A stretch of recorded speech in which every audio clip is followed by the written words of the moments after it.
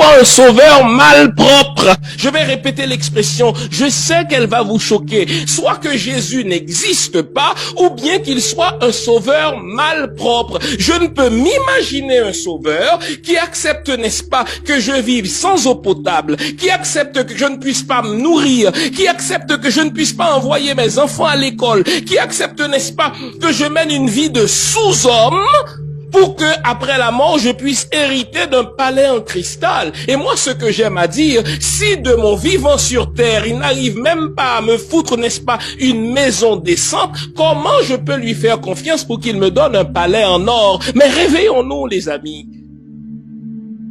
Ce discours religieux de l'homme blanc, c'est une industrie à fabriquer des zombies. Et je voudrais qu'on s'arrête à ce terme zombie.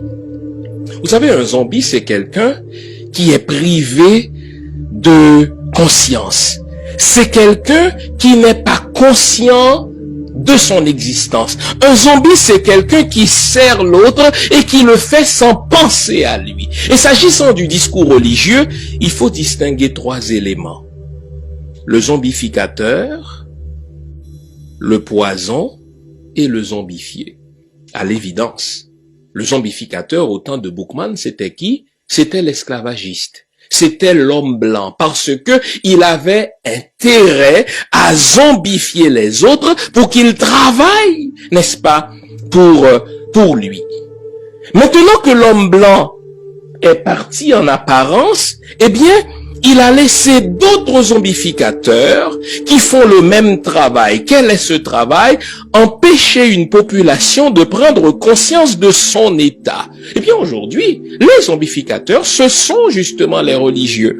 Les zombificateurs, ce sont les prédicateurs. Les zombificateurs, ce sont les pasteurs. Les zombificateurs, ce sont les prêtres. Eh bien, à cause de leurs paroles lénifiantes, à cause de leurs discours qui renvoient à demain ce qu'il nous faut aujourd'hui, n'est-ce pas, nous sommes incapables de prendre conscience de notre état. Le poison, mais c'est le discours religieux. J'ai pas de maison, c'est pas grave, Jésus va m'en donner une. J'ai pas de travail, c'est pas grave, Jésus va m'en donner du travail. J'ai faim, c'est pas grave, Jésus va m'envoyer le corbeau demain, comme il a envoyé le corbeau pour le prophète Élie. Je n'ai pas d'électricité, c'est pas grave, Jésus est la lumière du monde. Je n'ai pas de route ni d'infrastructure dans mon pays, c'est pas grave, Jésus c'est le chemin.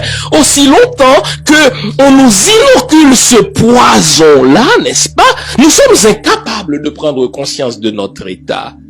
Et j'ai dit qu'on devait distinguer 3 éléments dans toute entreprise de zombification. Le zombificateur,